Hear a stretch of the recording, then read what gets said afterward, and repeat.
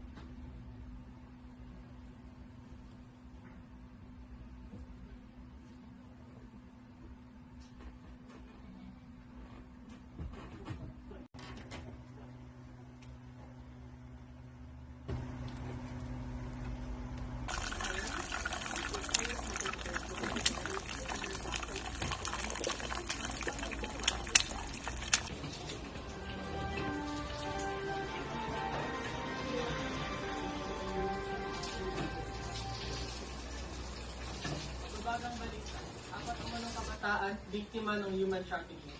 Matapos ang investigasyon ng mga pulis, nasabing pinatay ang mga ito sa San Ildefonso.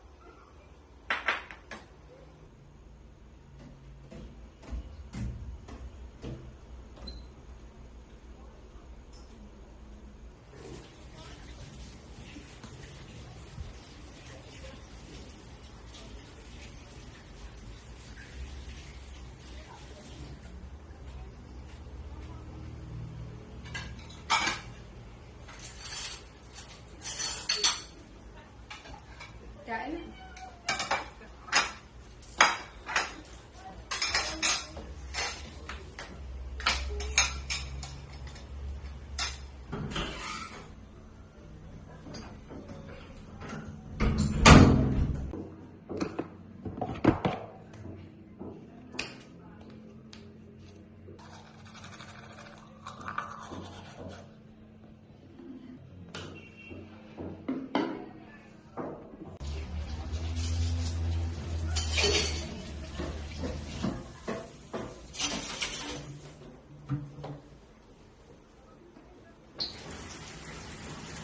Ma, dala lang kami. Bye, I love you.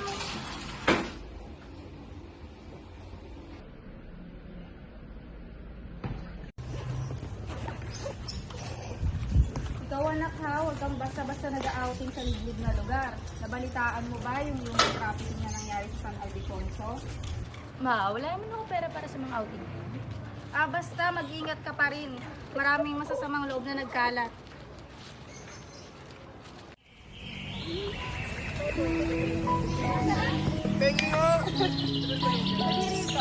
Yok!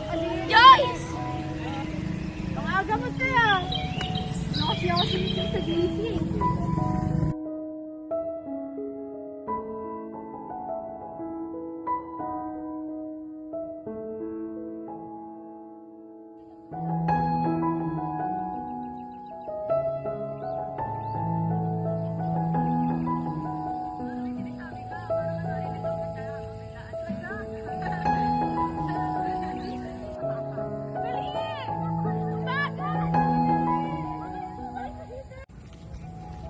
Next time ulit ha. Hindi ako sobra.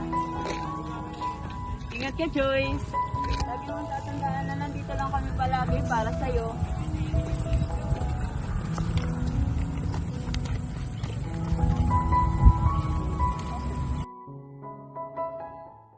Hanggang kailan ba natin ito iiwasan na?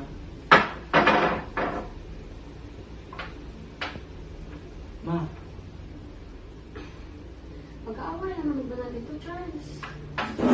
Ma, bakit mo ba pilit tinatakasan yung mga problema?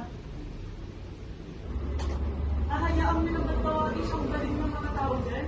Ma, I've had enough! Kumalma ka, Charles. I can't, Ma!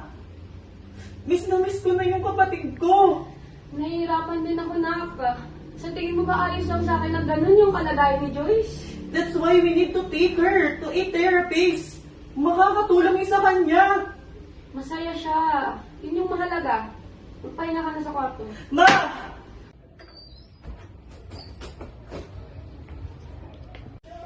Joyce! Mag-impake ka ng mga gamit mo. Sasama ka sa akin bukas. Naiintindihan mo? Charles, hindi siya aalis sa bahay na to. Ma, kuya. Joyce! Tama na! Wala na sila!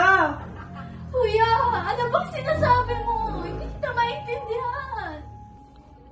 You know it. Alam kong alam mo kung ano ang nangyari. Wala na sila. Matagal nang patay yung mga kaibigan mo, Joyce.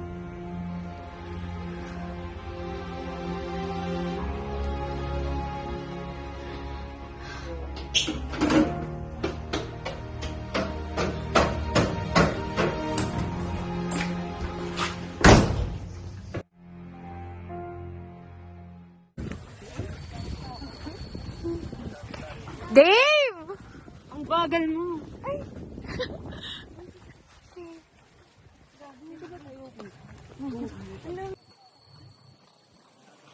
Dave! Ang bagal mo.